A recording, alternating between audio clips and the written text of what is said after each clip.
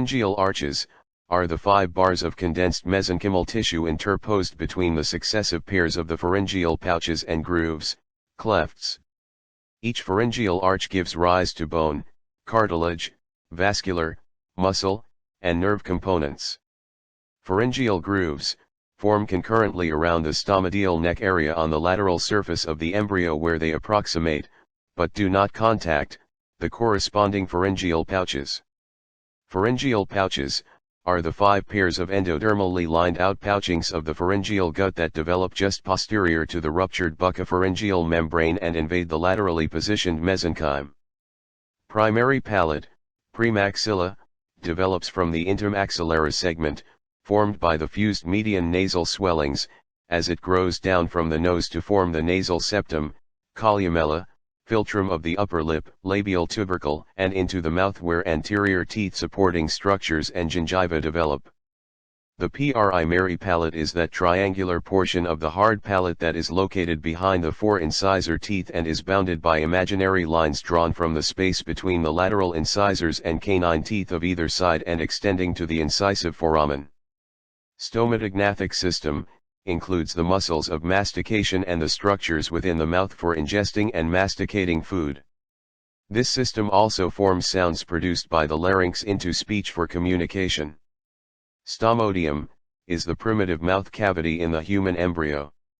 This shallow space is lined with ectoderm and is separated from the cephalic end of the pharyngeal gut by the buccopharyngeal membrane. The Rathke pouch develops in the oral ectoderm of the roof of the primitive oral cavity just anterior to the buccopharyngeal membrane. This evaginating pouch comes in contact with the pouch developing from the floor of the diencephalon. These 2 structures give rise to the pituitary gland. The head and neck comprise the most complicated portion of the human anatomy. The complex bony skull houses the brain, which is the control and coordination center for all body functions. Connected to the brain are the special sense organs of taste, hearing, smell, and sight. These organs perceive stimuli from the environment and transmit these sensations to the brain via the cranial nerves.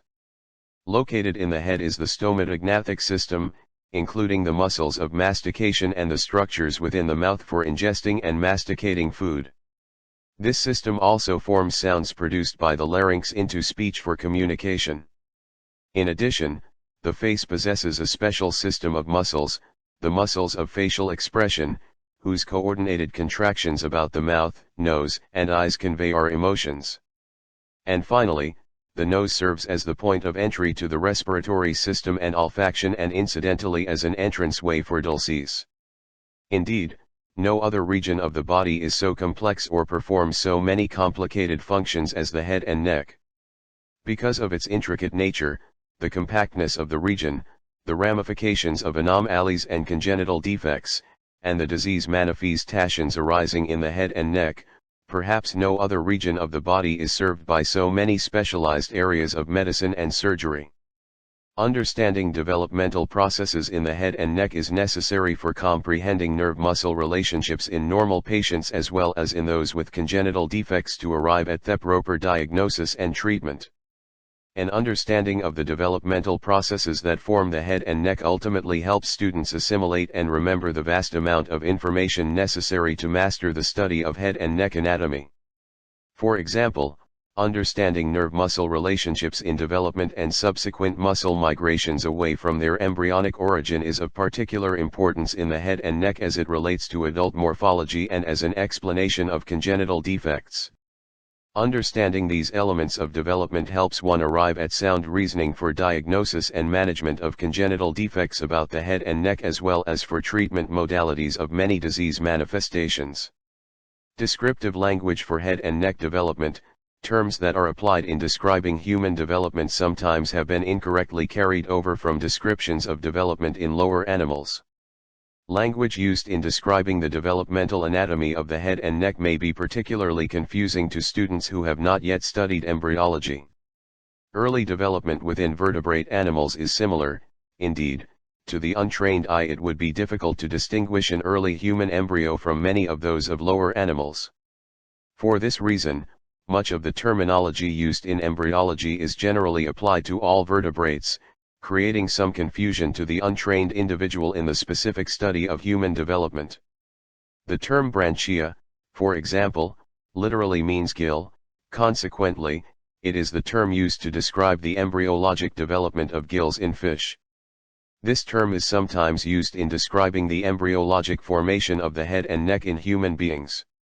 Obviously, humans do not possess gills, however, the term is not used without reason. Many of the head and neck structures in humans are homologues of gill structures in the primitive vertebrates.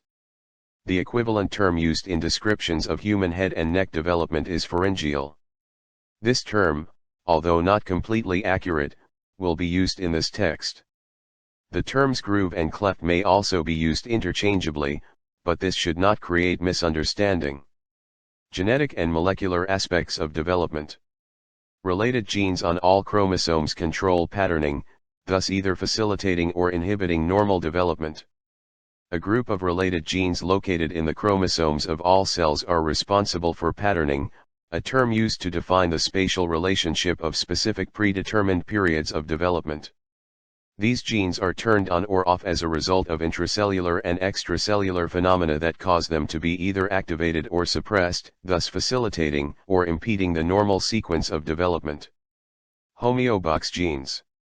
Homeobox genes code for transcriptional factors that turn on a cascade of genes responsible for regulating segmentation and axis formation. These genes control the window of opportunity for normal development. A specific group of highly conserved genes, known as homeobox genes, code for the synthesis of transcriptional factors, proteins that bind to and regulate the expression of other genes. Thus, these homeobox genes as well as certain growth factors are essential for the temporal sequencing of developmental events. For example, certain genes can be switched on only after being activated by the synthesized products, i.e., proteins, coded from other genes. By the same token, these same genes might not be activated if certain other genes have been activated before them. This implies that there is a window of opportunity in development when certain events must take place, indicating that most events in embryologic development are sequential and that each event must take place neither before nor after the period of opportunity written in the DNA code. Hence, these homeobox genes are responsible for establishing a temporospatial pattern of developmental events as occurs in segmentation and axis formation. When this does not progress properly, development does not proceed normally, resulting in anomalies, congenital defects, and, if severe enough, death to the developing embryo. Signaling cells and target cells. Signaling cells produce growth factors, signaling molecules, or ligands bound for other cells which have receptors for these molecules in their surface. These cells are known as target cells. Such cell-to-cell interaction triggers a sequence of developmental events. During development, cells must interact with each other, either indirectly by receptor-mediated binding of the product of a particular cell or directly by cellular contact between the cells. Accordingly, there are signaling cells and target cells in all developmental processes. The products of these signaling cells are referred to as growth factors, signaling molecules, or ligands, which reach target cells via body fluids. Target cells possess receptor molecules on their plasmalemma that will bind only signaling molecules produced by the signaling cell, which fit together like a lock and key. When the cellular interaction is physical cell-to-cell contact, the cells must be able to recognize each other by the binding of their corresponding ligand receptor molecules. Once this has been accomplished, the signaling cell interacts with the target cell, triggering a series of sequential events influencing a single gene or a group of genes. This may result in releasing new signaling molecules, altering the activities of the target cell, causing the target cell to differentiate into another cell type, causing proliferation of the target cell, or causing the target cell to undergo apoptosis and die. The process whereby the signaling cell causes the target cell to differentiate into another cell type is called induction. Each event in development possesses abnormal development of the head and neck. Abnormalities in the embryologic development of the head and neck lead to a great variety of malformations with varying degrees of severity.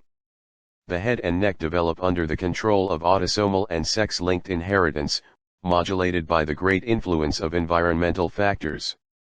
The interdependence of events and the sequencing of development during this rather short embryonic period, perhaps before the woman is even aware of her pregnancy, contributes to the possibility of malformation. A specific induction period, window of opportunity, that precludes the actual development. The most severe congenital defects occur from interference during induction rather than during actual growth and development. For example, a particular teratogen may cause cleft palate in a developing fetus when introduced during the actual foliation of the palate, yet may have no effect at all when introduced at a later date when the palatal shelves have approximated but have not as yet fused with each other. During early development at the cephalic end of the embryo, a series of pharyngeal arches with grooves between them may be observed on the external surface. These surround the development of outpocketing of the pharyngeal gut just caudal to the buccopharyngeal membrane.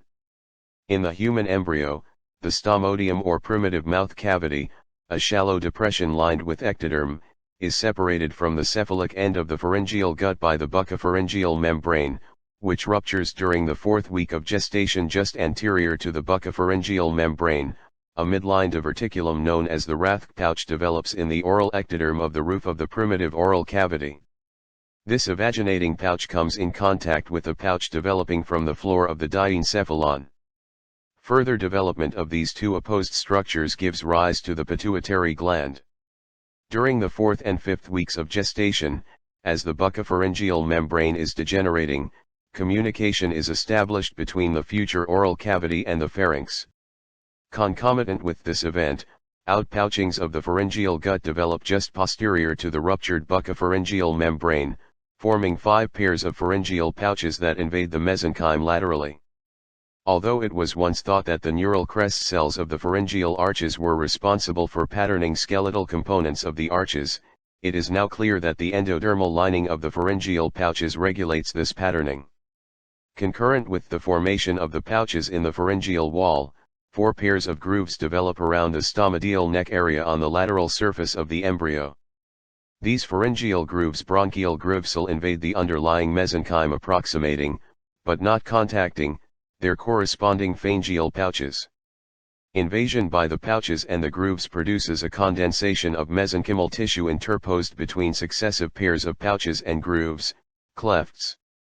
These 5 bars of condensed mesenchymal tissue are the pharyngeal bronchial arches. The mesenchymal cells forming much of the ventral regions of the developing pharyngeal arches are derived from neural crest cells originating from the vicinity of the midbrain region and the rhamomers. During early pharyngeal arch formation, these cells express homeobox gene, Hox gene, products indicative of the region of their origin. Continued development and growth of the arches results in their fusion in the anterior midline. Each arch will develop its own bone, cartilage, vascular, rhiuscular, and nerve components. The arches form sequentially from rostral to caudal, with the first arch being most highly developed and the last arch being poorly developed. The first and second arches are named mandibular and hyoid arches, respectively, whereas the remaining 3 are unnamed. The origin of some of the muscles of the pharynx is as yet unclear. The pharyngeal constrictors may in fact receive innervation from more than one source. Although this named branch of the vagus nerve is traditionally described as the motor innervation to the identified laryngeal muscles, it is important to remember that the motor fibers of the vagus nerve, at least in this region, are actually motor fibers contributed to the vagus nerve from the cranial portion of the accessory nerve, cranial nerve 11. Several of the pharyngeal and associated muscles of the soft palate are innervated by branches of the pharyngeal plexus, a complex of the nerves located on the posterior aspects of the pharynx consisting of contributions from cranial nerves 9 and X. 9 is sensory, whereas X is motor, although these motor fibers are contributed from 11. Fibers from the superior cervical ganglion also contribute to the pharyngeal plexus, serving vasomotor functions. Facial malformations. Retinoic acid. Retinoic acid, the acidic form of vitamin A, stimulates the expression of homeobox genes and is known to be implicated in early facial development. However, The absence as well as the excess availability of retinoic acid have been shown to result in increased incidences of severe facial malformations. Treacher-Collins syndrome, mandibulofacial dysostosis, is a severe deformity of the face, eyes, ears, and derivatives of the mandibular arch with undeveloped zygoma bones. Although it is an autosomal dominant trait, it can be produced in laboratory animals following exposure to teratogenic doses of retinoic acid, including transforming growth factor O and epidermal growth factor. As the two maxillary swellings grow anteriorly toward the midline to contribute to the formation of the upper jaw, each develops a shelf-like structure that grows inferiorly to project obliquely on the side of the tongue into the sublingual sulcus. As the tongue drops from the nasal into the oral cavity during the 7th week of development, these lateral palatine shelves ascend to a horizontal position above the tongue and fuse with each other in the midline, forming the secondary palate. As a result of the fusion, some of the epithelial cells of the seam undergo programmed cell death, thus permitting confluence of mesenchymal tissues across the midline. However, some of the epithelial cells of the seam are transformed into mesenchymal cells under the influence of transforming growth factor Q, whereas others migrate and become part of the epithelium lining the oral cavity. The intermaxillary segment forms the primary palate, the triangular portion of the palate that is located behind the four incisor teeth and extends posteriorly in the midline to the incisive papilla.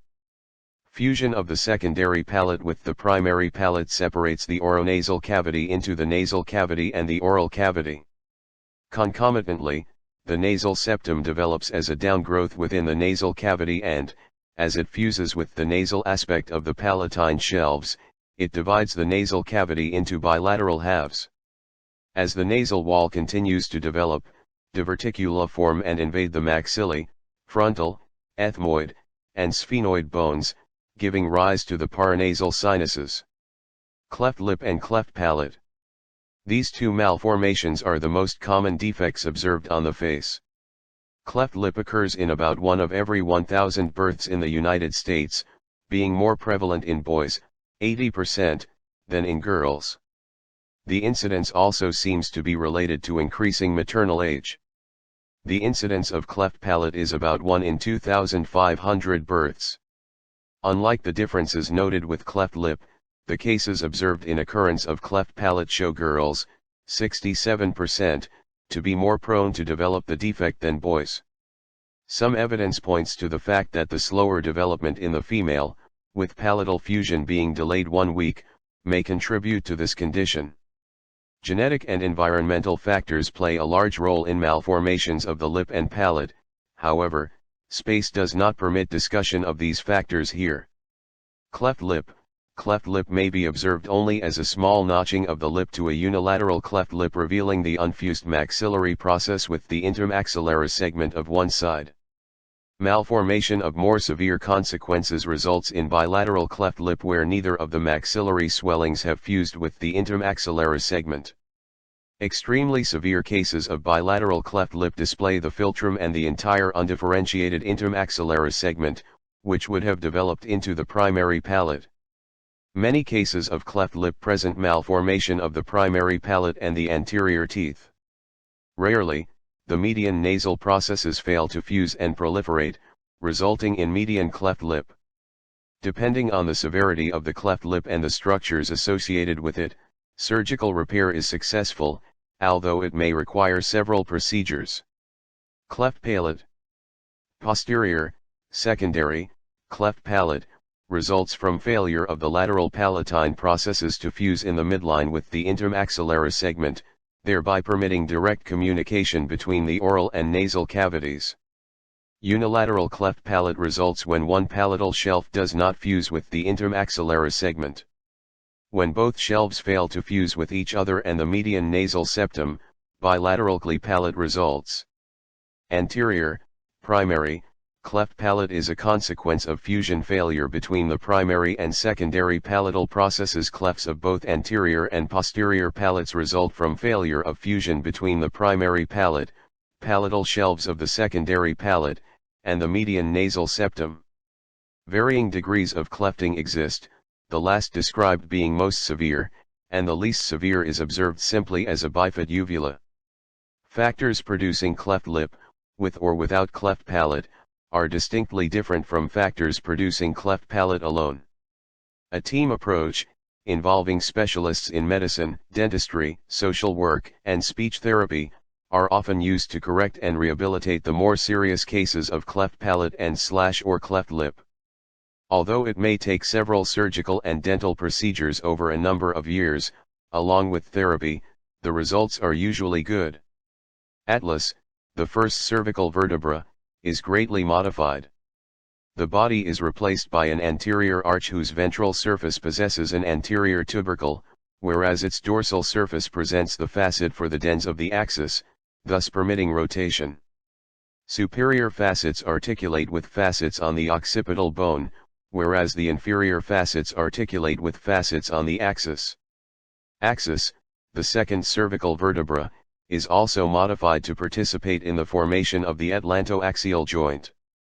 The body of the axis is modified superiorly to present a projection, the dens, which presents an articular facet that meets the articular facet on the internal surface of the anterior arch of the atlas, permitting the arch of the atlas to rotate about the dens of the axis. Cervical vertebrae are the superior 7 vertebrae of the vertebral column. The superior 2 cervical vertebrae, the atlas and axis, support the head and permit its rotation at the atlantoaxial joint. With the exception of the 7th cervical vertebra, the transverse processes of all cervical vertebrae are pierced by the large foramen transversarium, housing the vertebral vessels and associated sympathetic plexus. Cranium is that portion of the skull that houses the brain. 8 bones comprise the cranium, including the paired temporal and parietal bones and the unpaired ethmoid, frontal, sphenoid, and occipital bones. Dental arches are 2 in number. One is formed in the maxillae and the other is formed in the mandible. Each arch normally houses 16 teeth in the adult, which articulate with their counterparts in the opposing arch as a result of the actions of the muscles of the mandible. Face is composed of the remaining 14 bones of the skull. These include the paired nasal, maxillae, palatine, lacrimal, zygoma, and inferior nasal conchae, and the unpaired vomer and mandible. Hyoid bone is a small, U-shaped bone situated horizontally in the middle of the anterior neck. It does not form a joint with another bone, rather, it is suspended by 3 bilateral ligaments and as many as 10 land, occasionally 1 muscles. Mandible is the only movable bone of the skull. It is a double-jointed bone that articulates with the articular eminence of the zygomatic process of the paired temporal bones. This is made possible by several ligaments about the joints and the contractions of the muscles that act upon the mandible. Zygomatic arch represents most of the bony prominence of the cheek. It is formed by the zygomatic process of the temporal bone and the temporal process of the zygomatic bone. The space superior and deep to the arch is called the temporal fossa, whereas the space inferior and deep to the arch is called the infratemporal fossa. Both of these fossae are filled with 3 of the 4 muscles of mastication. The skull and cervical vertebrae, as well as the hyoid bone, comprise the bony skeletal system of the head and neck. In addition, the viscera of the neck, specifically, the larynx, contains a cartilaginous skeleton that will be discussed later. This chapter examines the skull, the cervical vertebrae, and the hyoid bone. The bony skull is composed of 22 paired and single bones that make up the face and cranium. With the exception of the mandible, the bones of the skull are tightly attached to each other via sutures which render them immovable. The skull, excluding the 3 pairs of ossicles of the ear, is composed of 22 bones, some of which are paired, whereas the others are single. 21 of these bones are firmly attached to each other via sutures and are immovable. The only movable bone is the tooth-bearing mandible, which articulates with the paired temporal bones by a combined hinge and gliding, ginglimorthrodial, joint, the temporomandibular joint. Articulation at this joint permits the teeth of the mandible to interact with the teeth on the opposing tooth-bearing arch, the pale red maxillae, and thus function in biting, mastication, and other actions. It is convenient to divide the skull arbitrarily into two portions, namely, the bones assisting in the formation of the face and those forming the cranium. 14 bones compose the face: the paired nasal bones, maxillae, palatine bones, lacrimal bones, zygoma, and inferior nasal conchae, along with the singular vomer and mandible. 8 bones comprise the cranium, the portion of the skull housing the brain, the paired temporal and parietal bones, and the singular frontal, sphenoid, ethmoid, and occipital bones. Examination of the skull is normally performed first externally and then internally. Externally, it is viewed from several perspectives, namely, anterior, lateral, posterior, superior, and inferior views, whereas internally the base of the skull and the calvaria are studied. External aspect of the skull, anterior view. The anterior view presents the bones of the face and the anterior portion of the clavaria. From the anterior perspective, the skull is viewed face on, observing all of the bones that comprise the face as well as some of the bones that form the calvaria. At first glance, the most obvious landmarks are the paired orbits separated medially and inferiorly by the anterior nasal aperture. The bony prominence of the forehead is superior to the orbits, whereas the zygomatic arch is visible lateral and inferior to the orbits.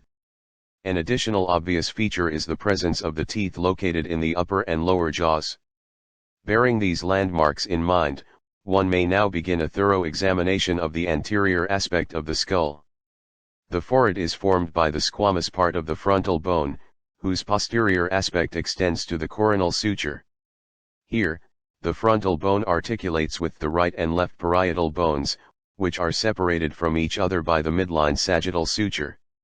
The paired frontal eminences are more or less prominent elevations on either side of the middle of the forehead just above the superciliary arches, which may be palpated in the living individual as elevations superior to the eyebrows.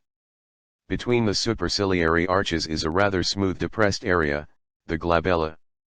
Superior to the glabella occasionally is another suture, the metopic frontal suture, a remnant of the post-embryonic fusion between the right and left halves of the frontal bone.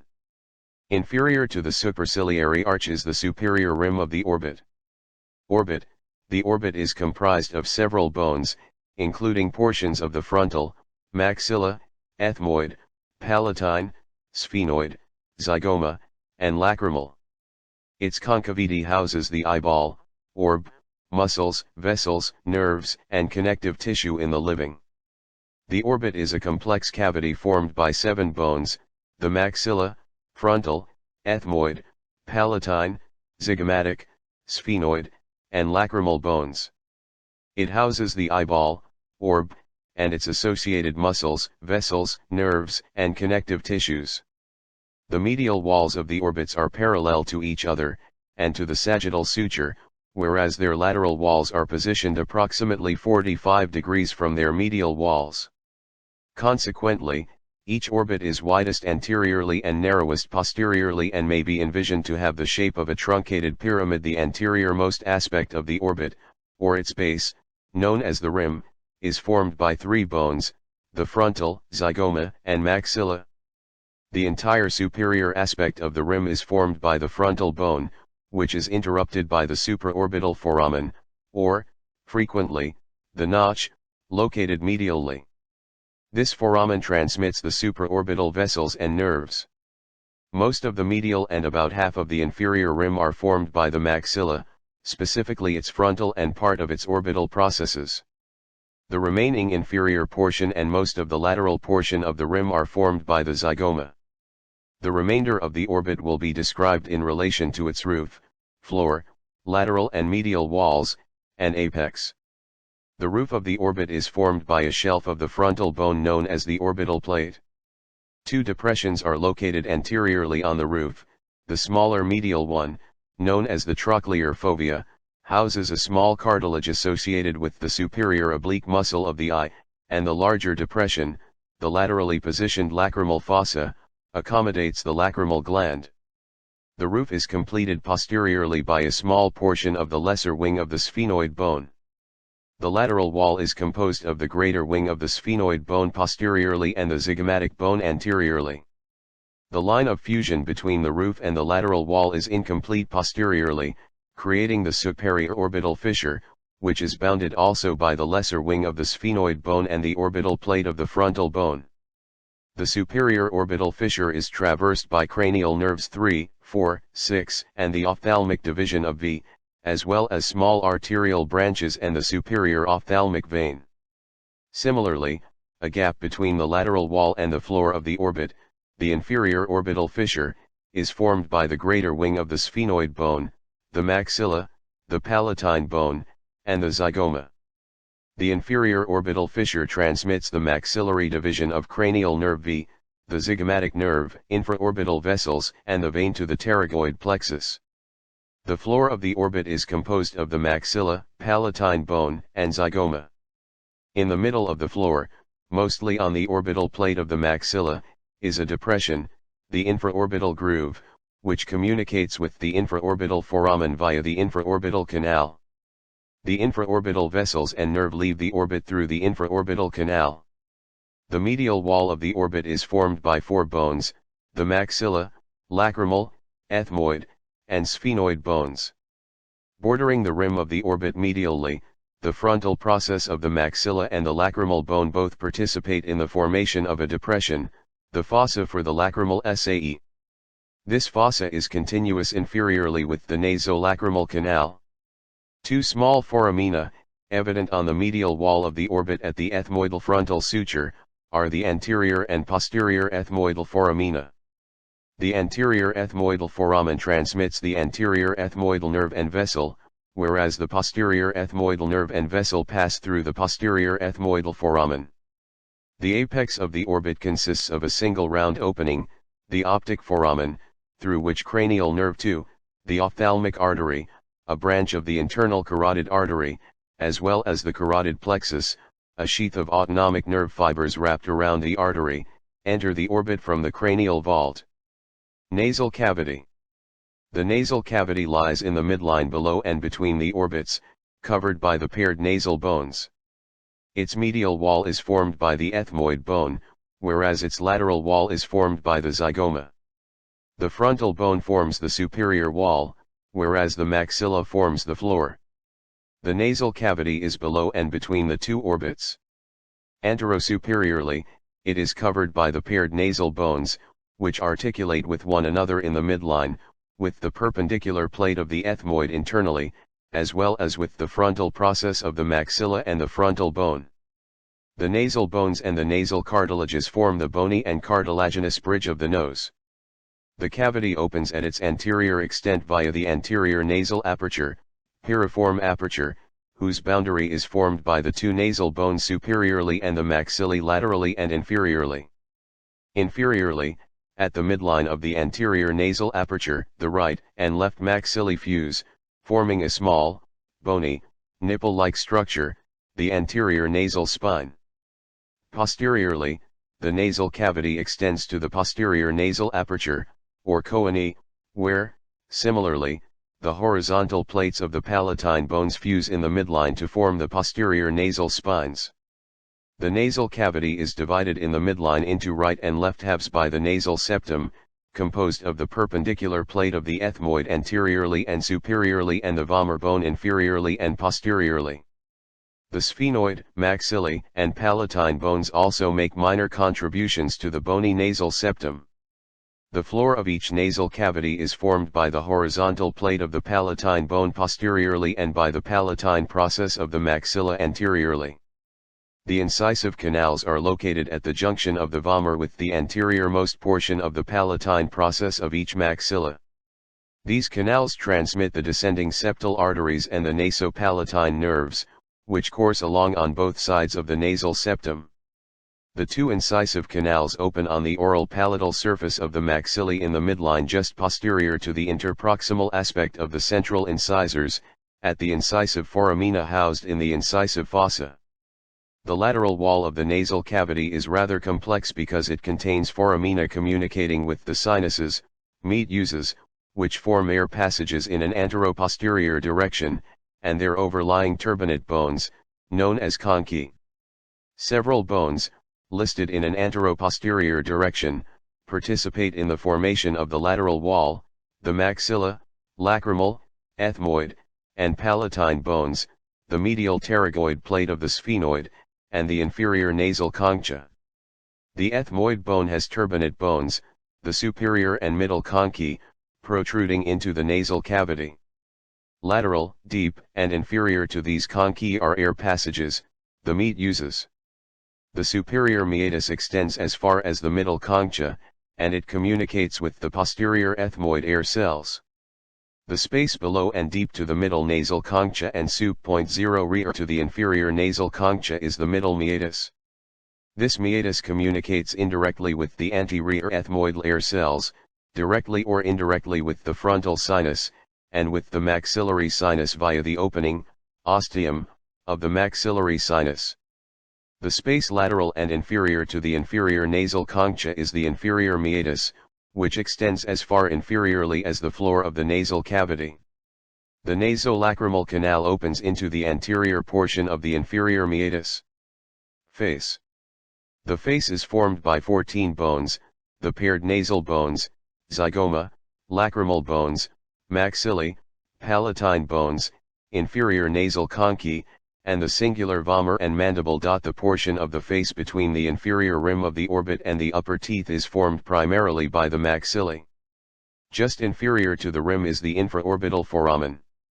Lateral to this is the suture between the zygomatic process of the maxilla and the maxillary process of the zygoma, with the two processes contributing to the bony cheek prominence.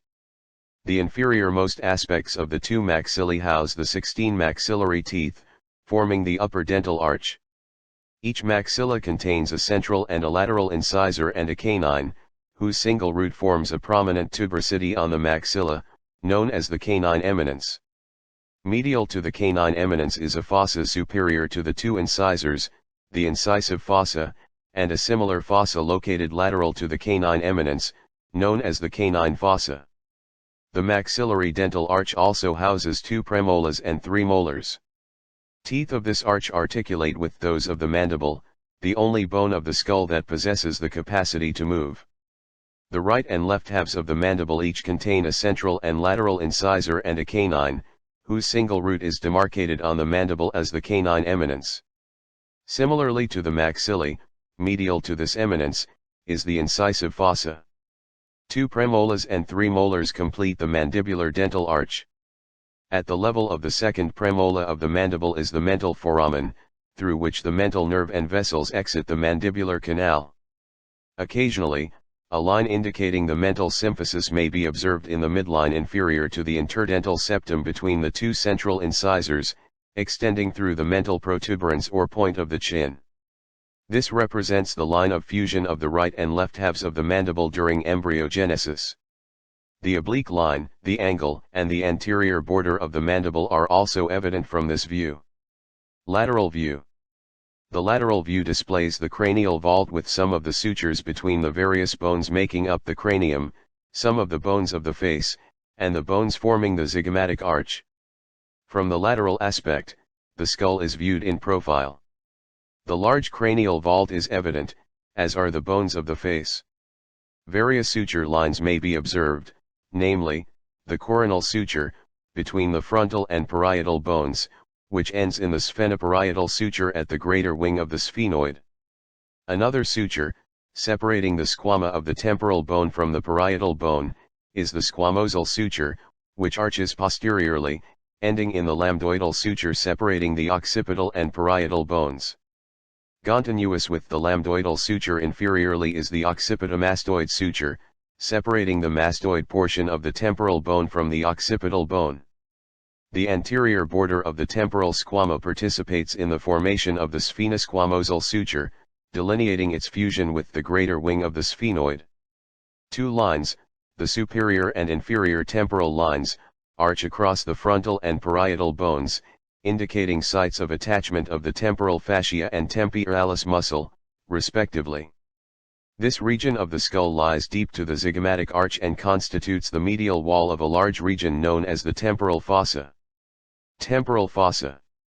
The temporal fossa is viewed from the lateral aspect and is the depression between the zygomatic arch and the superior temporal lines on the temporal bone, indicating the space filled by the temporalis muscle. The temporal fossa is a space bounded by the zygoma and the zygomatic process of the frontal bone anteriorly and the superior temporal line superiorly and posteriorly inferiorly. Its boundary is delineated by the supramastoid crest, the posterior root of the zygomatic arch, a line connecting the posterior and anterior roots of the zygomatic arch, the infratemporal crest of the greater wing of the sphenoid, and its posterior continuation on the temporal bone to the anterior root of the zygomatic arch. The zygomatic arch marks the boundary of the lateral aspect of this fossa, whereas the bony structures of the skull form its medial wall. The anteromedial aspect of the temporal fossa presents the inferior orbital fissure. The temporal fossa, occupied by muscles, vessels, and nerves, is superior to and continuous with another deep space, the infratemporal fossa. Infratemporal fossa.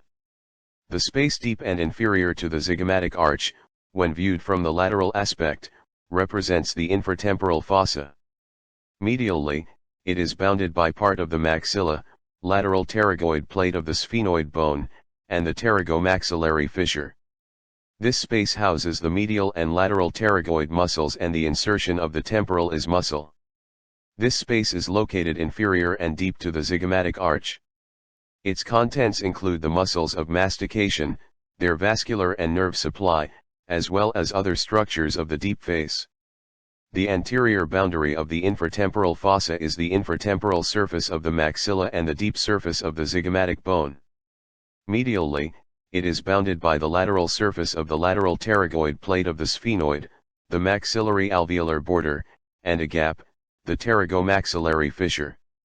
Superiorly, its boundary is the infratemporal crest of the sphenoid, the boundary between the temporal and infratemporal fossae, the inferior aspect of the temporal squama, and the infratemporal surface of the greater wing of the sphenoid, housing the foramen ovale and the foramen spinaceum. Posteriorly, the infratemporal fossa is poorly defined by the anterior limits of the mandibular fossa, whereas inferiorly it is completely open. Pterygopalatan fossa. The pterygopalatan fossa is viewed from the lateral view and from the iatero-inferior view. It lies inside the pterygomaxillary fissure located on the medial wall of the infratemporal fossa between the pterygoid process of the sphenoid and the posterior aspect of the maxilla. The pterygopalatan fossa transmits the maxillary vessels.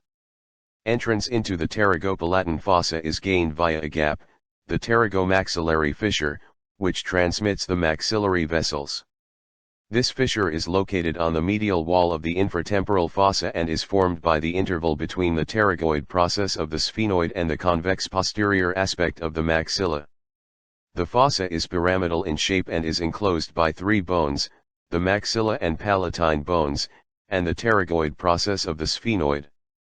It communicates with the interior of the skull through the foramen rotundum, transmitting the maxillary branch of the trigeminal nerve, with the orbit via the inferior orbital fissure, and with the nasal cavity by the sphenopalatine foramen. Extending posteriorly from this fossa is the pterygoid canal, which transmits the nerve of the pterygoid canal. Inferiorly, the fossa becomes constricted and ends in the pterygopalatan canal, greater palatine canal, conducting the greater palatine vessels and nerves. The fossa contains an autonomic ganglion and its associations and blood vessels. Zygomatic arch. The zygomatic arch is formed by a suture between part of the zygoma and part of the temporal bone. It may be viewed from the lateral, iatero-inferior, frontal, inferior, and lateral oblique aspects. In addition to giving the face form, the contribution of the temporal bone to the zygomatic arch also forms the articular surface for the temporomandibular joint. The zygomatic arch assists in the formation of the bony prominence of the cheek and provides attachments for the temporalis fascia and the masseter muscle.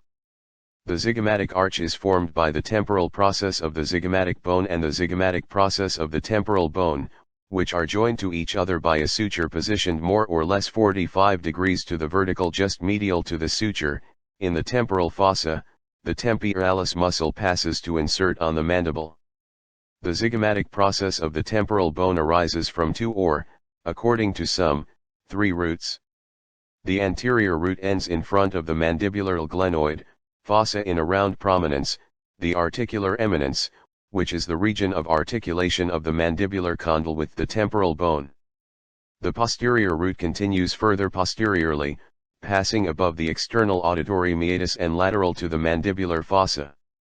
The postglenoid tubercle, a bony structure posterior to the mandibular fossa that assists in preventing backward excursion of the condyle out of the fossa, is considered by some to be the third root of the zygomatic process of the temporal bone. The zygomatic arch is continuous medially with the zygoma, a quadrilateral bone constituting a part of the inferior and lateral borders of the orbit.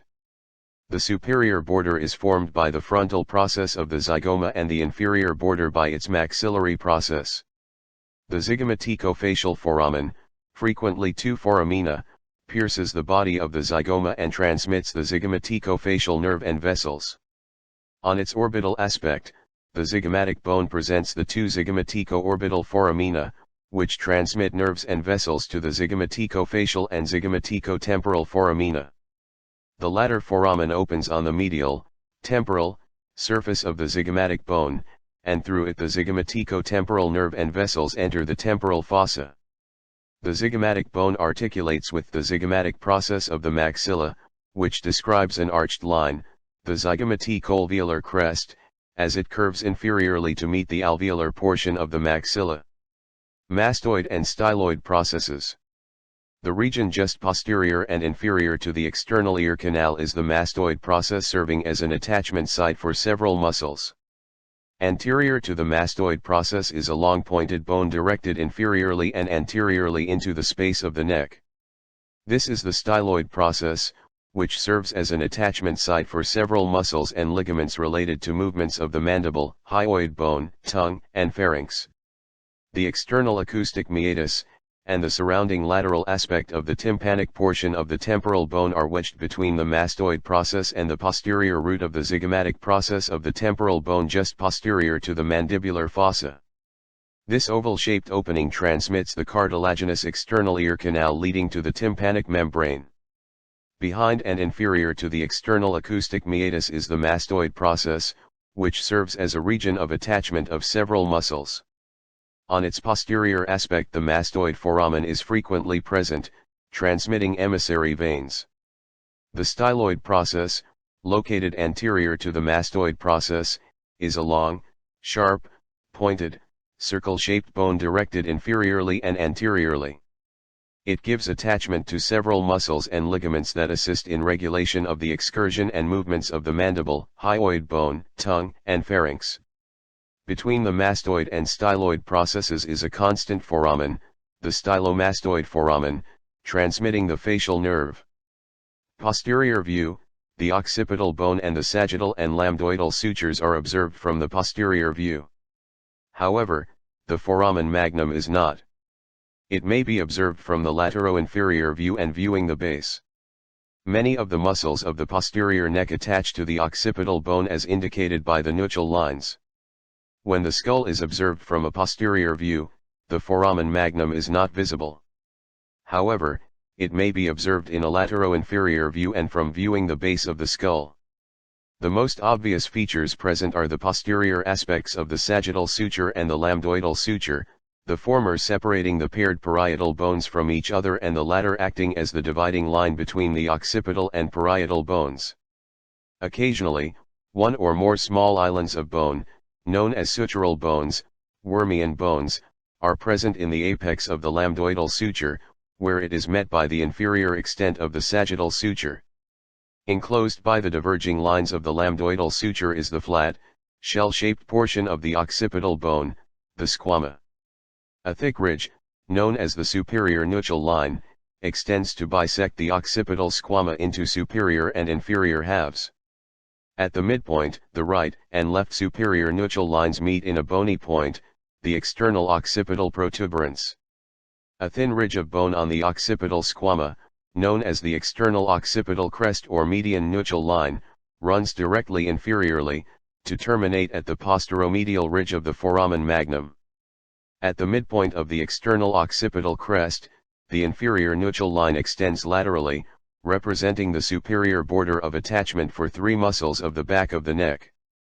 Occasionally, the highest nuchal lines, positioned just above the superior nuchal lines, are also evident. These serve as lines of attachment for the galea aponeurotica. Superior view. A superior view of the skull displays an oval shape that is broader posteriorly, being broadest at the parietal eminence. The bones identified from this view are the paired parietal bones and portions of the frontal and occipital bones. The skull, observed from a superior view, is oval. It is narrower anteriorly and broader posteriorly, where the broadest region is the parietal eminence. This view reveals the portions of those bones that form the skull cap, consisting of the frontal squama, two parietal bones, and a small portion of the occipital squama. The frontal eminences and, if present, the metopic frontal sutures are evident. The coronal suture, indicating the border between the frontal and paired parietal bones, is met at its midline by the anterior extent of the sagittal suture at the bregma. The sagittal suture separates the right and left parietal bones from each other, terminating posteriorly at the lambda, the apex of the lambdoidal suture. Anterior to the lambda, just lateral to the sagittal suture, are the paired parietal foramina, through which emissary veins pass. The bones comprising the calvaria, skull cap, are somewhat unusual in that they present two tables of compact bone, the outer and inner plates, which sandwich between them a layer of spongy, cancellous, bone, known as the diploic inferior view. The base of the skull provides a view of the maxillae containing the teeth of the maxillary arch anteriorly, the zygomatic arches laterally, and the superior nuchal line of the occipital bone posteriorly. The inferior aspect of the skull, the base of the skull, is usually observed with the mandible detached to permit an unobstructed view of the various structures. The anterior-most border includes the maxillary central incisors, whereas the posterior border is said to be the superior nuchal line. The lateral extent includes the two zygomatic arches and the two mastoid processes. The base of the skull will be examined in three sections: the anterior portion, which extends as far back as the hard palate, the middle portion, which stops at a tangent drawn along the anterior-most point of the foramen magnum, and the posterior portion, which entails the remainder of the base of the skull. Anterior portion. The anterior portion is represented by the 16 maxillary teeth embedded in the maxillary arch, which fuses behind the third molars forming the alveolar tubercle. Superior to this is the maxillary tuberosity. The hard palate forms the roof between the right and left halves of the maxillary arch. The anterior portion is a flat-topped, dome-shaped region that houses the 16 maxillary teeth arranged peripherally in a horseshoe-shaped configuration. It is the inferior-most portion of the skull, with the exception of the mandible. The teeth are embedded in the alveolar arch, and intruding into the space between any two teeth, known as the interproximal region, is a bony extension, the interdental septum. Posterior to the third molars, the buccal and lingual alveolar arches fuse, and the area of fusion is known as the alveolar tubercle. Superior to the alveolar tubercle, the broad, posterior extent of the maxilla is the maxillary tuberosity. In the anterior portion, and at this point it should be appreciated that although this view observes the skull upside down, the descriptive terms refer to the normal anatomic position. The roof is arched and is separated into four segments by two intersecting sutures, the cruciform suture. The longer limb of the suture is the combination of the intermaxillaris/interpalatine sutures, which separate the hard palate into right and left halves. The shorter limb of the suture is made up of the palatomaxillary sutures, which separate the horizontal plates of the palatine bones from the palatine processes of the maxillae. The anterior-most part of the intermaxillaris suture lies in a depression, the incisive fossa, not to be confused with the same named depression on the external aspect of the maxilla, into which the incisive foramina opens. The incisive foramen receives the right and left incisive canals, each of which transmits the nasopalatine branch of the sphenopalatine artery as well as the nasopalatine nerve. Posteriorly, on the lateral aspect of the hard palate, normally within the palatomaxillary suture, is the greater palatine foramen, through which the greater palatine vessels and nerves pass. Just posterior to this foramen 2, or occasionally 3, smaller foramina, the lesser palatine foramina, are present. They permit passage of the lesser palatine vessels and nerves. These foramina are contained in the pyramidal process of the palatine bone, which juts out posteriorly and laterally and is interposed between the lateral and medial pterygoid plates of the sphenoid bone. The posterior aspect of the hard palate ends in a midline, bony projection known as the posterior nasal spine, the origin of the muscle of the uvula. Middle portion. The middle portion represents parts of the sphenoid, palatine, temporal, vomer, and occipital bones and their foramina representing passageways for vessels and nerves to move into and out of the skull. This is the most complex portion of the base of the skull and is composed of parts of the sphenoid, palatine, temporal, vomer, and occipital bones, housing several foramina, which present passageways to and from the exterior of the skull. The pyramidal portion of the palatine bone has already been discussed. It covers a portion of the maxillary tuberosity and is interposed between the alveolar tubercle and the medial and lateral pterygoid plates of the sphenoid bone. The medial pterygoid plate presents a short, wedge-shaped structure at its inferior free edge, the pterygoid hamulus, around which the tendon of the tensor veli palatini muscle passes. This muscle originates in the scaphoid fossa, a small depression at the base of the pterygoid processes. Above this fossa, at the root of the medial pterygoid plate, is the opening of the pterygoid canal, Vidian canal, through which the like-named nerve passes. Below this fossa is a larger depression, between the lateral and medial pterygoid plates, known as the pterygoid fossa. It contains the origins of the medial pterygoid and tensor veli palatini muscles. Between the right and left medial pterygoid plates is the choana, the posterior entrance into the nasal cavity, which is separated into right and left compartments by the nasal septum. The posterior aspect of this midline septum is the vomer, whose superior, broadened portion, evident in the inferior view, is met by a horizontal projection from the base of the medial pterygoid plate known as the vaginal process. This process forms the floor of the pharyngeal canal, which transmits the like-named nerve. Posterior to the vomer is a thick, bridge-like bone, the basilar portion of the occipital bone, which flares out laterally as it extends back to the foramen magnum and the occipital condyles. A bony protuberance in the middle of the basilar portion of the occipital bone is known as the pharyngeal tubercle. It acts as a point of suspension for the entire pharynx, via the pharyngeal raphe. Shallow depressions and slight ridges on either side of the pharyngeal tubercle represent attachments for some of the muscles of the posterior neck. The occipital bone approximates the jagged petrous portion of the temporal bone, which houses the carotid canal, through which the internal carotid artery gains entrance into the cranial cavity. This canal terminates anteromedially at the apex of the petrous portion of the temporal bone, at the foramen lacerum.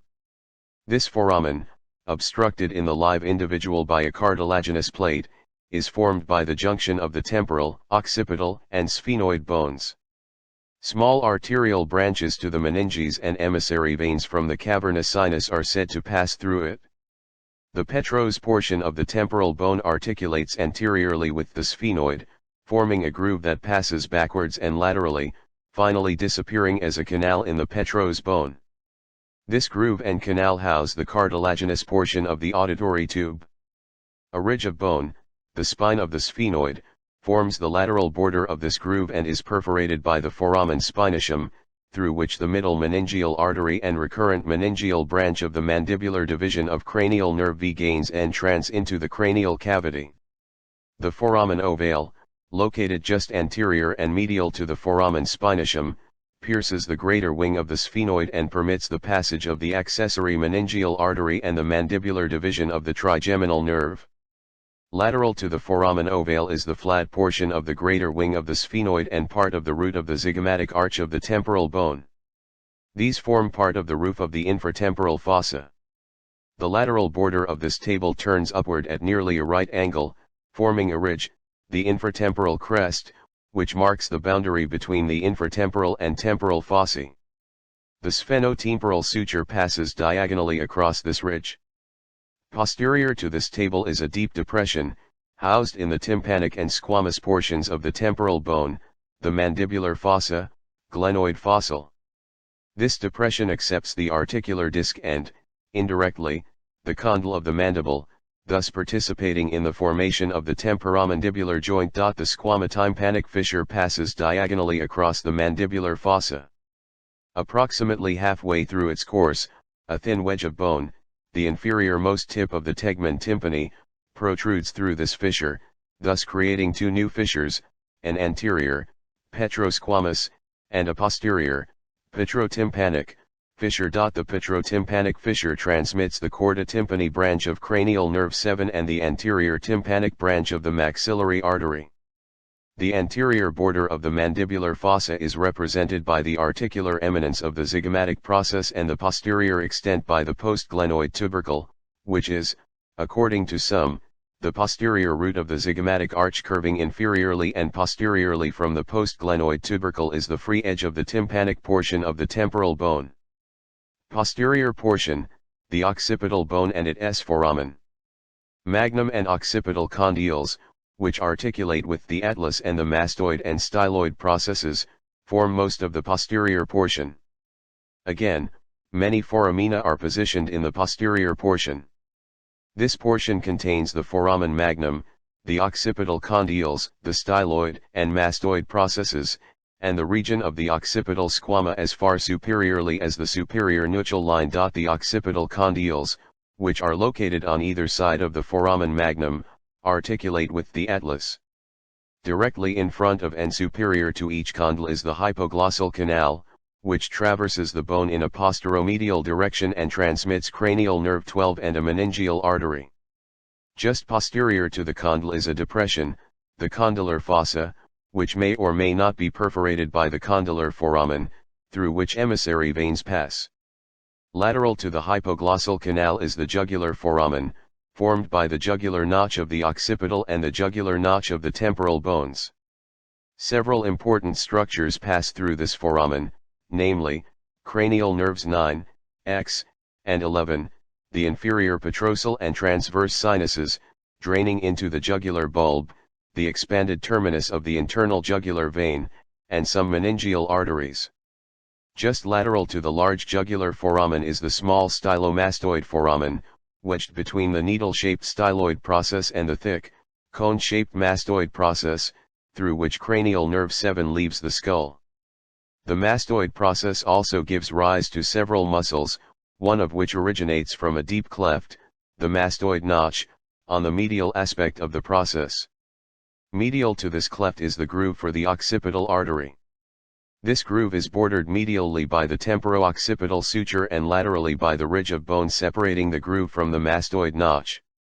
Frequently, above and behind the mastoid process is the mastoid foramen, transmitting emissary veins. The most obvious structure in this part of the base of the skull is the foramen magnum, which transmits the medulla oblongata and associated meninges, the spinal roots of cranial nerve 11, the vertebral arteries, anterior and posterior spinal arteries, and the autonomic fibers traveling on the vertebral arteries. The remaining features of the occipital bone were described in the posterior view. Internal aspect of the skull. The internal aspect of the skull may be divided into two major regions, namely, the superior aspect, that is, the internal surface of the calvaria, and the internal base of the skull. Internal surface of the calvaria. The calvaria forms the skull cap protecting the superior aspect of the brain. The frontal bone, two parietal bones, and a small portion of the occipital bone comprise the calvaria. The calvaria, or skull cap, is a dome-shaped structure that protects the superior aspect of the brain. It is composed of the frontal bone, the two parietal bones, and a small portion of the occipital bone. The anterior-most aspect may or may not contain the superior-most extent of the two frontal sinuses housed between the external and internal plates of the frontal bone. A thin, wedge-shaped ridge of bone, the frontal crest, juts out, its sharp edge pointing posteriorly, to which the falx cerebri attaches. The superior aspect of the frontal crest flares out before blending into the surrounding frontal squama. As it flares out, it is grooved, indicating the location of the superior sagittal sinus. This groove, the sagittal sulcus, becomes deeper as it continues posteriorly in the midline. The coronal, sagittal, and lambdoidal sutures are also evident. A few shallow, irregular excavations, the foveolae granularis, are present lateral to the sagittal sulcus, indicating the location of the lacunae lateralis, structures associated with arachnoid granulations.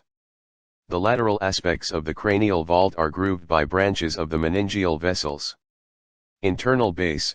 The internal base of the skull presents three depressions termed the anterior, middle, and posterior cranial fossae.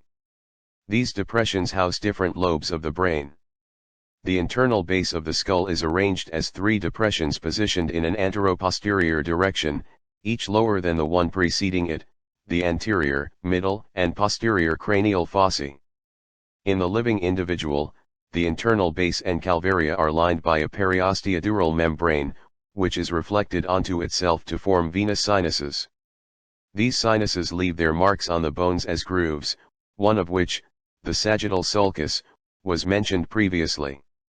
Additional marks on these bones are caused by the presence of blood vessels, cranial dura, sulci, and gyri of the brain, and foramina permitting the passage of structures into and out of the cranial cavity. Some of the foramina, viewable in the internal base of the skull, were described in the previous section and their contents were noted there. The relative locations of these will be indicated in the present section, but their descriptions will not be repeated because Table 6-2, as well as the previous section, provide that information. Anterior cranial fossa. The depressions located in the anterior cranial fossa form in the frontal ethmoid and sphenoid bones and house the frontal lobes of the cerebrum. The anterior cranial fossa is composed of portions of the frontal, ethmoid, and sphenoid bones. The frontal lobes of the cerebrum lie on this floor. The anterior and lateral extents are formed by the frontal bones, whereas its posterior boundary is formed by the lesser wings and body of the sphenoid. The frontal bone has a wedge-shaped midline structure, the frontal crest, which ends in a point inferiorly demarcating part of the contribution of the frontal bone to the foramen cecum. This foramen, if patent, transmits emissary veins, and it is here that the superior sagittal sinus originates. The posterior part of the foramen cecum is formed by the ethmoid bone. Just behind this foramen is a triangular wedge of bone, the crista galli, coxcomb, of the ethmoid, which provides attachment for the falx cerebri.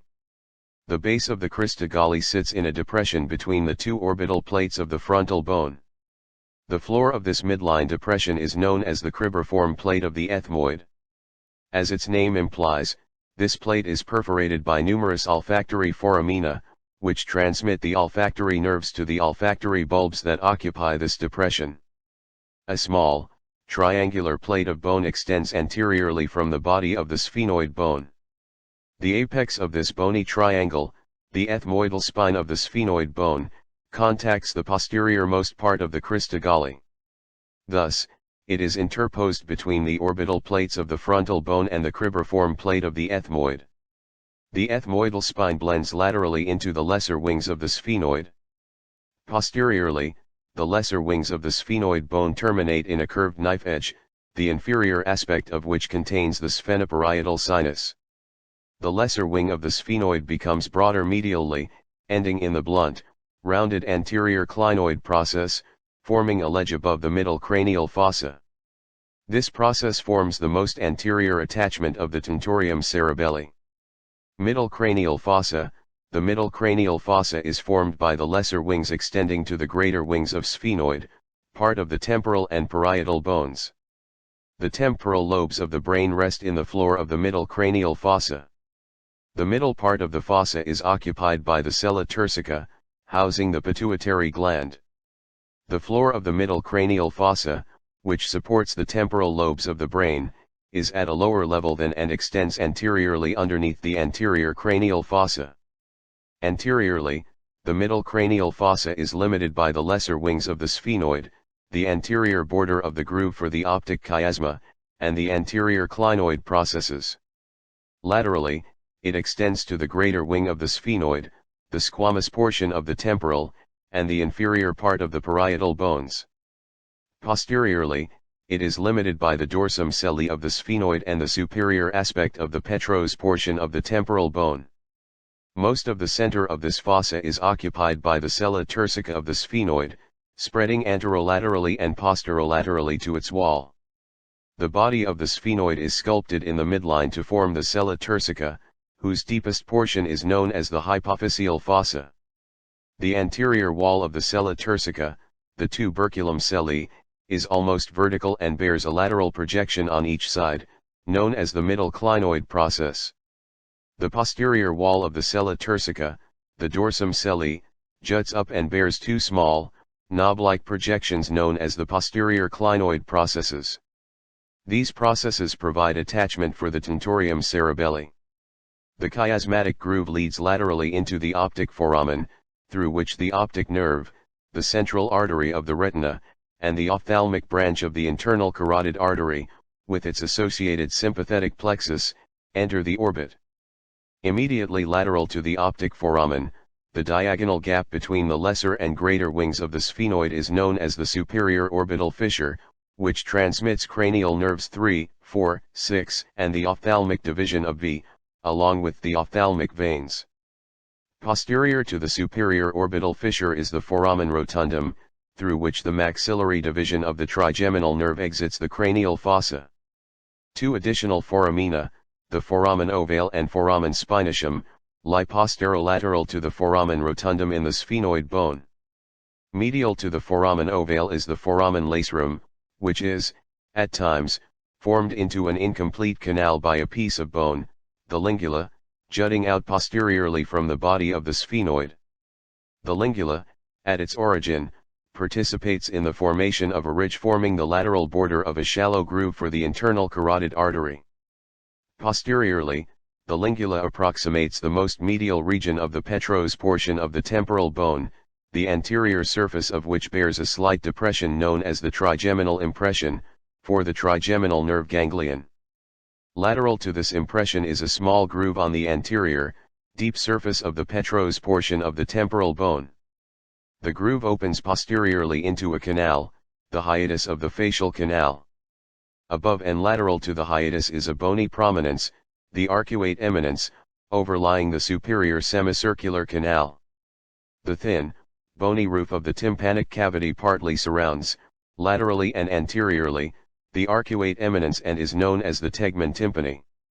The superiormost portion of the petrous portion of the temporal bone is a thin ridge, which constitutes part of the posterior border of the middle cranial fossa. This ridge contains the groove for the superior petrosal sinus. Posterior cranial fossa. The posterior cranial fossa is both deeper and larger than the other two fossae and houses the brainstem, the cerebellum, and the occipital lobe of the cerebrum. The foramen magnum occupies its deepest part.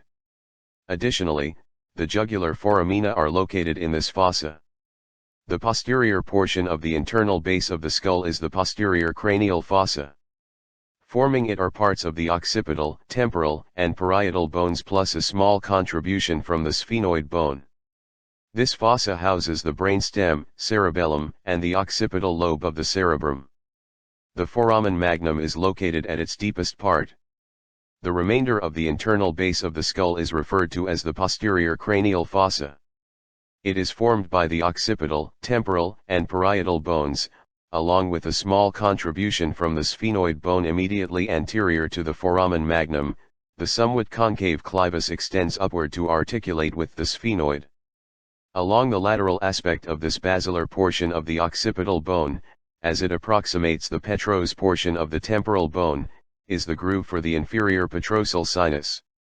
An oval foramen, the internal auditory lacoustic, meatus, pierces the posterior face of the petrous temporal bone, leading to the internal ear. Cranial nerves 7 and 8, as well as the internal auditory arteries and veins, pass through it. Directly inferior to the internal auditory meatus is the large jugular foramen, conducting various nerves and vessels. Medial to the jugular foramen is a bony elevation, the jugular tubercle, whose superior surface is grooved for the passage of cranial nerves 9, X, and 11 to the jugular foramen. The hypoglossal foramen, leading to the hypoglossal canal, pierces the occipital bone just inferior to the jugular tubercle. This canal transmits cranial nerve 12 and the meningeal branch of the ascending pharyngeal artery. Occasionally, the condylar canal also pierces the occipital bone, ending at the mouth of the jugular foramen, where it is met by the groove for the sigmoid sinus.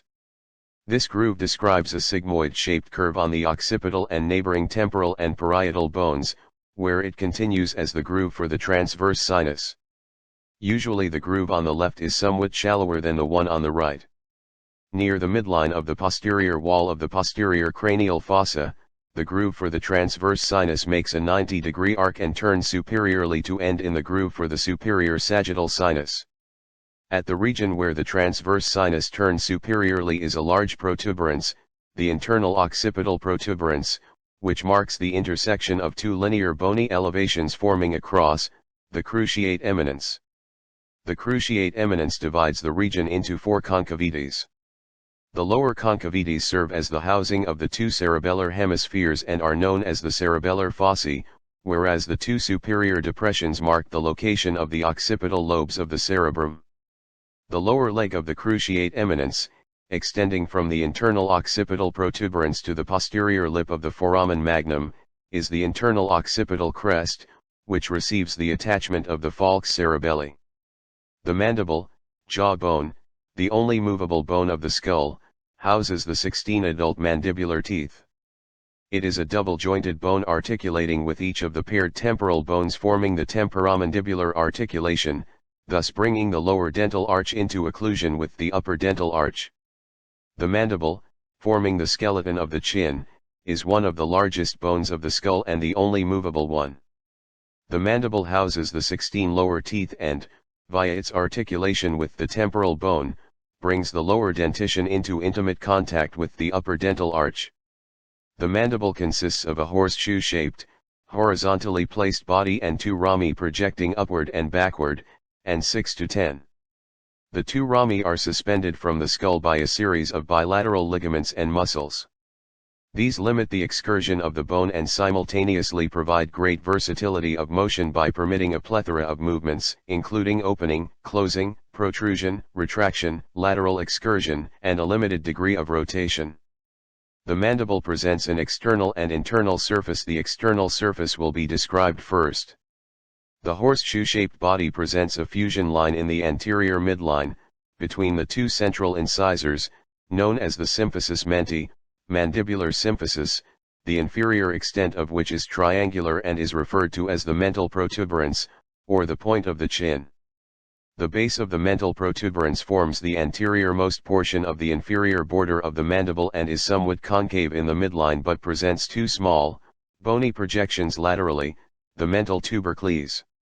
Above the mental tubercles, on either side of the symphysis menti, the body of the mandible presents 2 slight concavities, the incisive fossae. On the lateral surface, the mental foramen is evident, located inferior to the interproximal region between the first and second premolas. It opens in a posterior direction and transmits the mental nerve and vessels. A line, the oblique line, connects the mental tubercle with the anterior border of the ramus. This oblique line is very faint until it reaches the first molar, where it becomes prominent and, at the level of the second molar, begins to arch upward to become continuous with the sharp, anterior edge of the ramus. Medial to the oblique line, just lateral and distal to the third molar, is a shallow depression, the retromolar fossa. Medial to the retromolar fossa is another shallow, triangular depression, the retromolar triangle. The lateral border of the retromolar triangle becomes continuous with the lateral buccal, alveolar crest, whereas the medial border is continuous with the medial alveolar crest of the third molar. These crests then continue forward to form the buccal and lingual alveolar plates of the mandible. In the interproximal regions, these plates are connected to each other by bone connection, the interdental septa. The internal surface in the midline of the body of the mandible bears 2, or sometimes 4, bony tubercles. The two superior ones are constant and are the mental spines, also referred to as superior mandibular spines or genial tubercles, from which the genioglossus muscles originate. The two lower tubercles, the inferior mandibular spines, serve as the origins of the geniohyoid muscles. The medial aspect of the body of the mandible bears a bony ridge, the mylohyoid line, extending from the symphysis menti to the region of the third molar. The mylohyoid line delineates the origin of the mylohyoid muscle. Superior to the mylohyoid line anteriorly is a shallow fossa, the sublingual fossa, whereas the submandibular fossa projects posteriorly below this line. Each fossa is named after the major salivary gland that occupies it. Posterior to the body of the mandible is the ramus. The region where the posterior border of the ramus is continuous with the posterior extent of the base of the mandible is the angle of the mandible. The buccal, external, aspect of the ramus is marked with tuberosities and depressions, indicating the site of attachment of the masseter muscle. Just anterior to the attachment of the masseter is a slight, seldom evident groove on the body of the mandible, the groove for the facial artery, indicating the route that artery takes as it curves upward to enter the face. The upward extension of the ramus ends in the coronoid and condylar processes. The flattened, triangular coronoid process serves as the insertion for the temporalis muscle. The insertion of this muscle also occupies the anterior border of the ramus on its medial aspect. The condylar process flares out and ends in an articular surface, the condyle of the mandible, which articulates with the temporal bone. The region just below the condyle is the neck of the mandible, on whose medial aspect the lateral pterygoid muscle inserts into a slight depression, the pterygoid fovea. The arciform region between the coronoid and condylar processes is known as the mandibular notch, through which the masseteric nerve and vessels pass into the masseter muscle. Near the middle of the medial surface of the ramus is the mandibular foramen, which opens into the mandibular canal housing the inferior alveolar nerve and vessels. The opening is guarded anteriorly by a sharp ridge of bone, the lingula, whose free apex points posteriorly toward the condyle. The lingula serves as the region of attachment of the sphenomandibular ligament. Inferior to the lingula is the mylohyoid groove, extending from the mandibular foramen in an antero-inferior direction and marking the course of the mylohyoid nerve. The angle of the mandible and the region posterior to the mylohyoid groove presents a roughened, craggy appearance caused by the insertion of the medial pterygoid muscle. The small, U-shaped hyoid bone is located in the neck above the thyroid cartilage and bridging the center line of the neck. Several tendons attach to this bone and as many as 10 or 11 muscles attach to each bilateral half. The hyoid is a small, U-shaped bone that, at first glance, appears insignificant because of its small size. However, each bilateral half gives attachment to 3 ligaments and as many as 10 and sometimes 11 muscles. This bone is suspended by ligaments and muscles between the temporal bones and the sternum.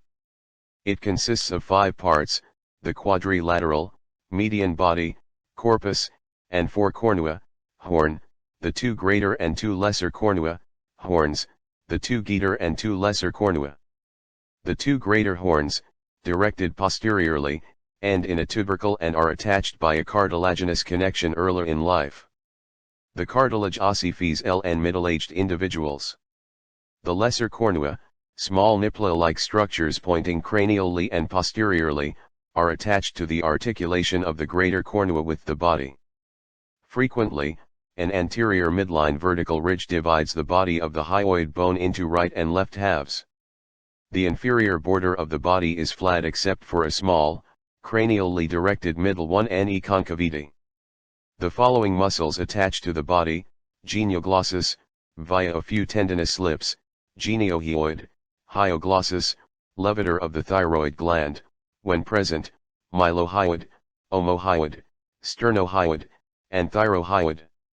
2 ligaments, the hyoepiglottic and thyrohyoid, in part, are also attached to the body of the hyoid bone. The following muscles are attached to the greater cornu, digastric, via a tendinous loop: hyoglossus, middle pharyngeal constrictor, stylohyoid, and thyrohyoid. The thyrohyoid membrane is attached, in part to the tubercle of the greater cornua. The lesser cornua gives attachment to the chondroglossus portion of the hyoglossus muscle as well as to the stylohyoid ligament. The 7 most superior vertebrae are the cervical vertebrae. The first 2, the atlas and axis, are highly modified to permit rotation of the head upon the vertebral column. There are 7 cervical vertebrae, and they constitute the most superior extension of the vertebral column. The superior 2, the atlas and axis, are greatly modified to support the head and permit its rotation at the atlantoaxial joint. The 7th cervical vertebra, C7, is also modified but will not be treated separately here. Interposed between any 2 vertebrae is an intervertebral disc, as well as other cartilaginous structures involved in regions of facets to facilitate smooth, frictionless movement and provide cushioning and support for the whole vertebral column. Typical cervical vertebra. A typical cervical vertebra appears much like thoracic vertebra except that the transverse processes of all cervical vertebrae, except the 7th, are pierced by the large foramen transversarium, housing the vertebral vessels and associated sympathetic plexus. The typical cervical vertebra, as any other typical vertebra, has a large, anteriorly directed body from which the posterior vertebral arch is directed dorsally. This arch encloses the vertebral foramen. All the vertebral foramina together constitute the vertebral canal, which houses the spinal cord, meninges, and associated vessels. The posterior vertebral arch consists of 2 short, anterior pedicles and 2 broader, posterior laminae. Jutting out from the 2 laminae are 2 superior articular processes, 2 inferior articular processes, 2 transverse processes, and a single posteriorly and inferiorly directed spinous process. The superior and inferior aspects of the pedicles bear vertebral notches known as the superior and inferior vertebral notches. As 2 vertebrae articulate with each other, the superior notch of the lower vertebra and the inferior notch of the upper vertebra form the invertebral foramen, through which the spinal nerves leave the vertebral canal. The transverse processes of all cervical vertebrae, except the 7th, are pierced by the large foramen transversarium, housing the vertebral vessels and associated sympathetic plexus. The 7th cervical vertebra has a small or doubled foramen transversarium. The superior articular processes project cranially, bearing the posteriorly directed articular facets. The inferior articular processes project caudally, with their articular facets directed anteriorly. The superior surface of the body is somewhat concave and presents an upward curving lip on either side. The inferior surface of the body is slightly concave in an antero-posterior direction, while being convex in the transverse plane. The bifid spinous process, longest in C7, projects posteriorly and inferiorly. Atlas, the first cervical vertebra, is greatly modified because it articulates superiorly with the occipital condyles rather than with the superior vertebra. Its body is a modified anterior arch that presents a facet for the dens of the axis on its dorsal surface, which is retained in the atlas by a ligament. The inferior facets articulate with the superior facets of the axis. The atlas, or first cervical vertebra, is greatly modified.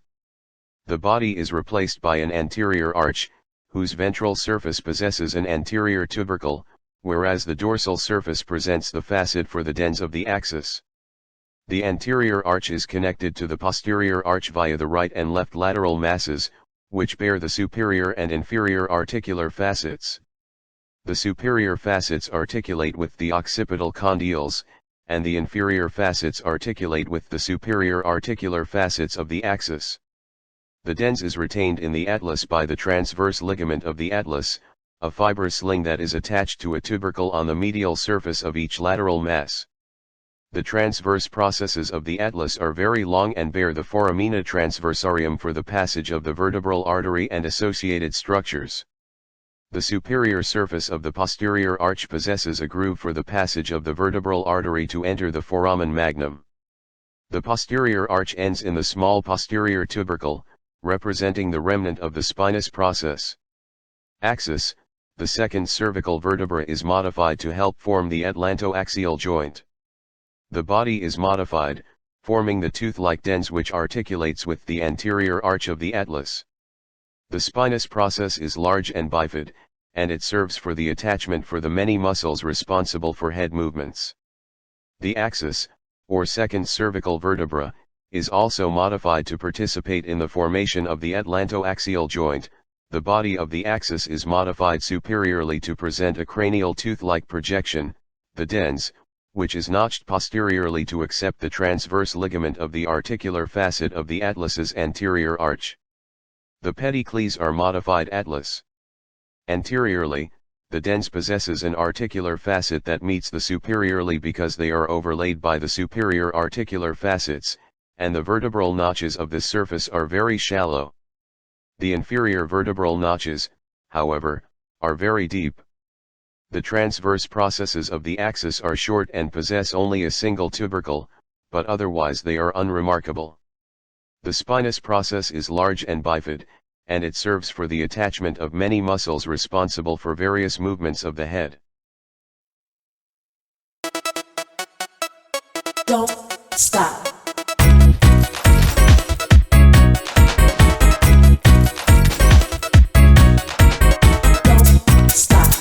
Don't stop. Don't stop. Don't stop. Don't stop. Don't stop. Don't stop. Don't.